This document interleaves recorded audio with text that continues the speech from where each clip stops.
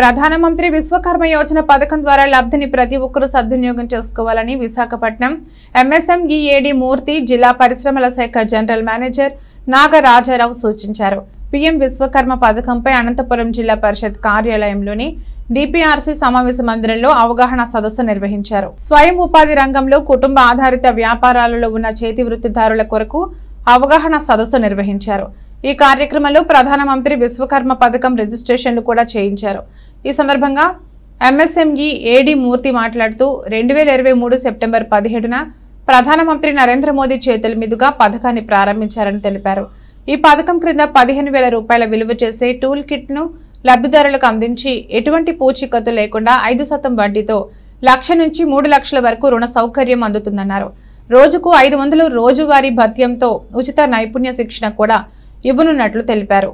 Marketing సహాయం, certificate, artisan గుర్తింపు card అందిస్తామని పరిశ్రమల శాఖ జీఎం నాగరాజు తెలిపారు. ప్రతి ఒక్కరూ ఈ పథకాన్ని సద్వినియోగం చేసుకుని స్వయం సమృద్ధి సాధించడానికి, స్వయం ఉపాధి పథకాలు ప్రారంభించడానికి కృషి చేయాలని సూచించారు. Assistant director from MSMEDF government of India, Visakhapatnam, Autonagar, Visakhapatnam అండి. ఇవాళ మనం చేసేటువంటి ప్రోగ్రాము అవగాహన సదస్సు దేని మీదంటే పిఎం విశ్వకర్మ స్కీమ్ మీదండి. పిఎం విశ్వకర్మ స్కీమ్ అనేది సెప్టెంబర్ 22 సెప్టెంబరు 2023న దాన్ని ఇనాగ్రేట్ చేయడం జరిగింది ప్రైమ్ మినిస్టర్ గారు. అయితే ఈ ప్రోగ్రాం యొక్క ముఖ్య ఉద్దేశము దేశంలో ఉన్నటువంటి ఐడెంటిఫైడ్ ఫస్ట్ ఫేజ్లో 18 ట్రేడ్స్ ఐడెంటిఫై చేశారండి. అందులో ఈ యొక్క బార్బర్స్ అని చెప్పేసి, టైలర్స్ అని చెప్పేసి, ఆ యొక్క పూలు అల్లుకునే వాళ్ళు కానీ, మేషన్ వర్క్ అంటే ఇల్లు కట్టేవాళ్ళు కానీ, అదేవిధంగా తర్వాత చేపల బుట్టలు అల్లేవాళ్ళు కానీ, చేపల వలలు అల్లేవాళ్ళు కానీ, ఈ యొక్క రాళ్ళు కొట్టేవాళ్ళు, అదేవిధంగా విగ్రహాలు తయారు చేసేవాళ్ళు, ఈ రకమైనటువంటి 18 ట్రేడ్లని కూడా ఐడెంటిఫై చేసి విశ్వకర్మలుగా వాళ్ళని ఐడెంటిఫై చేసి వాళ్ళకి 15,000 రూపాయలు నాన్ రిఫండబుల్, ఫ్రీ ఆఫ్ కాస్ట్గా ఈ యొక్క రిజిస్ట్రేషన్ అయిన తర్వాత ఢిల్లీకి వెళ్తాయి. అవన్నీ అప్లికేషన్లు కూడా ప్రతి యొక్క వార్డు లెవెల్ నుంచి, అదేవిధంగా పంచాయతీ లెవెల్ నుంచి, అదేవిధంగా గ్రామం లెవెల్ నుంచి వెళ్ళేసి వాళ్ళు రిజిస్ట్రేషన్ చేసుకున్న తర్వాత అదేవిధంగా మన డిస్ట్రిక్ట్ లెవెల్లో వచ్చేసేసి కలెక్టర్ గారు ప్లస్ జిఎం డిఐసి గారు ప్రతి జిల్లాకి కూడా వాళ్ళు ఓకే చేస్తారు. వాళ్ళ యొక్క సిబిల్ స్కోరు ప్లస్ ఈ డిఫాల్టర్ కానటువంటి అప్లికేషన్లన్నీ కూడా ఆ యొక్క డిస్ట్రిక్ట్ లెవెల్ వచ్చిన తర్వాత స్టేట్ లెవెల్కి వచ్చేసేసి అక్కడి నుంచి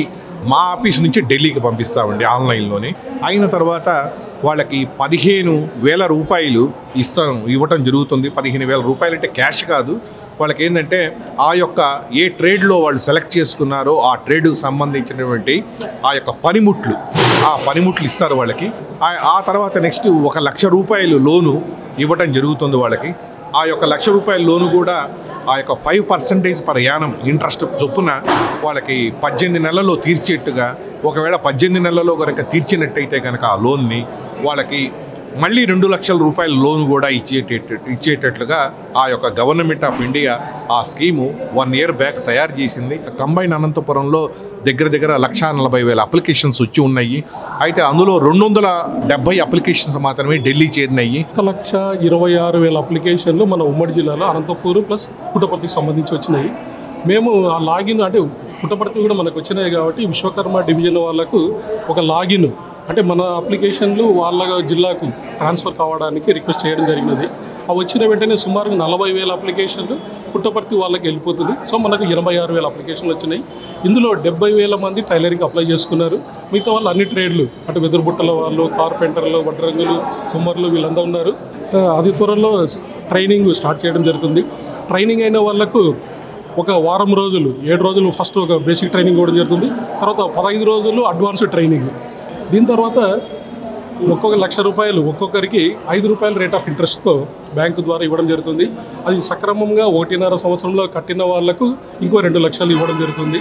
వాళ్ళు ఏ వృత్తిలో ఉన్నారో వాళ్ళు అందులో ఈ స్కీమ్ను సద్వినియోగం చేసుకొని పారిశ్రామికవేత్తలుగా ఎదగాలని ఆశిస్తూ ఈ అవగాహన సదస్సు జరగడం జరుగుతుంది.